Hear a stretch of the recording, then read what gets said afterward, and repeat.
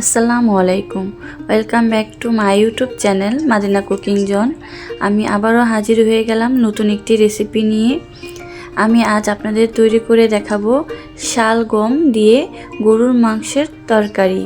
শালগম দিয়ে গরুর মাংসের তরকারিটা আমি বাসায় যেভাবে তৈরি করে থাকি সেভাবে আমি আজ এই রেসিপিটি আপনাদের সাথে শেয়ার করব।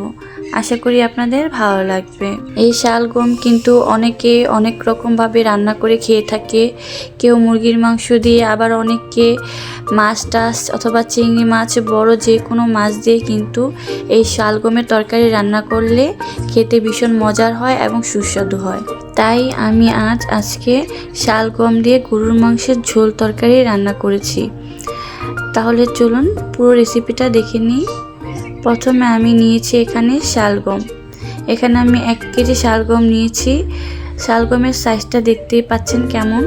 আমি এই সাইজে শালগমটা নিয়েছি। ছোট শালগমটা কিন্তু খেতে ভীষণ ভালো লাগে, তাই আমি ছোট শালগমটা নিয়েছি। এরপর আমি একটা প্যান বসিয়ে দিয়েছি। প্যানের মধ্যে পরিমাণ মতো সয়াবিন তেল দিয়ে দিয়েছি শুকনা কিছু মশলা, তেজপাতা, এলাচ, দারচিনি। এর মধ্যে দিয়ে দিলাম পরিমাণ মতো পেঁয়াজ কুচি দিয়ে এখন আমি পেঁয়াজটা একটু ভালো করে ভেজে নিব। দেখতেই পাচ্ছেন আমি পেঁয়াজটাকে সুন্দর করে ভেজে নিয়েছি। এখন এর মধ্যে দিয়ে দেব 2 টেবিল চামচ আদা রসুন বাটা।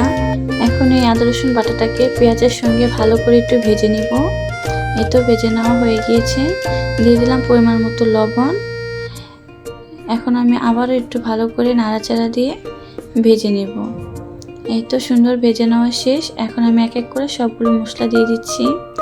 এখানে আমি দিয়ে দিলাম 2 টেবিল চামচ পরিমাণ হলুদের গুঁড়ো, দিয়ে দিচ্ছি 2 টেবিল চামচ পরিমাণ মরিচের গুঁড়ো, এরপর দিয়ে দিচ্ছি 2 টেবিল চামচ পরিমাণ ধনিয়ার গুঁড়ো দিয়ে এখন আমি সবগুলো মশলা একসঙ্গে ভেজে নেব। মশলাটা কিন্তু একটু ভালো করে ভেজে নিতে হবে। এই তো দেখতেই পাচ্ছেন আমি কত সুন্দর করে মশলাটা ভেজে নিয়ে এখানে আমি 1/2 কাপ পানি দিয়ে দিলাম। এরপর আমি মশলাটাকে একটু ভালো করে কষিয়ে নেব, যাতে মশলার মধ্যে কোনো প্রকার কাঁচা গন্ধ না থাকে। এই তো কষানো শেষ। দেখতেই পাচ্ছেন উপরে তেল উঠে এসেছে। এখন এর মধ্যে দিয়ে দিব গরুর মাংস। এখানে আমি হাড় সহ গরুর মাংস নিয়েছি। আপনি চাইলে শুধু মাংসটা দিয়েও রান্না করতে পারেন, কিন্তু হাড় সহ গরুর মাংস রান্না করলে কিন্তু খেতে ভালো লাগে। এখানে আমি 1/2 কেজি গরুর মাংস নিয়েছি। গরুর মাংসটাকে এখন আমি মশলার সঙ্গে ভালো করে মিশিয়ে কষিয়ে নেব। দেখতে পাচ্ছেন আমি কত সুন্দর করে মিশিয়ে নিয়েছি।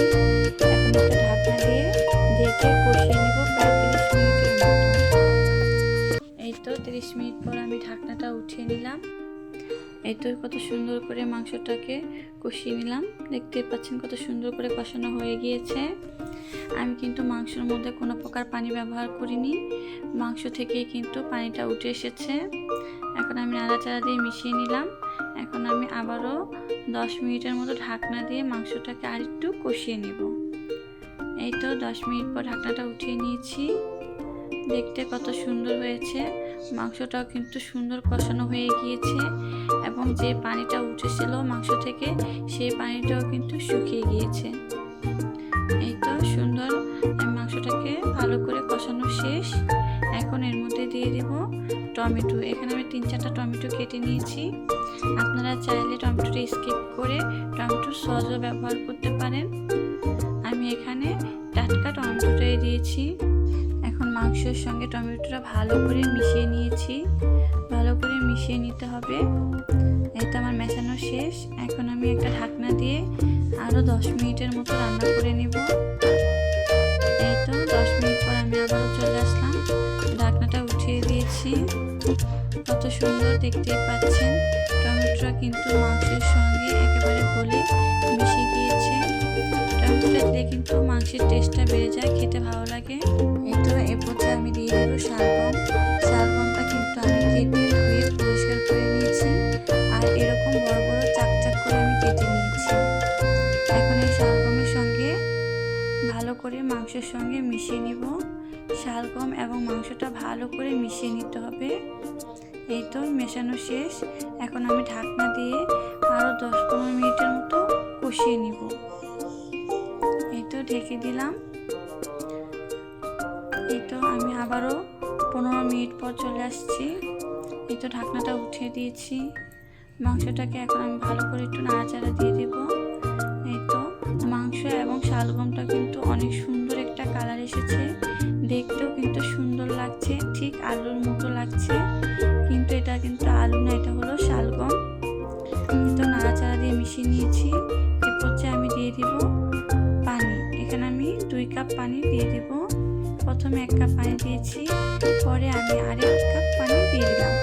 এখানে কিন্তু আমি মোট 2 কাপ পানি ইউজ করেছি। এখন আমি ভালো করে নাড়াচাড়া দিয়ে একটু মিশিয়ে নেব, যাতে শালগম এবং আলু থেকে সবগুলো মশলা পানির সঙ্গে মিশে যায় এবং তরকারিটা সুন্দর হয়। এই তো দেখতে পাচ্ছেন কত সুন্দর করে মিশিয়ে নিচ্ছি। এখন আমি একটা ঢাকনা দিয়ে ঢেকে রান্না করে নেব 20 মিনিটের মতো। এই তো 20 মিনিট পর আমি আবারও ঢাকনাটা উঠিয়ে নিলাম।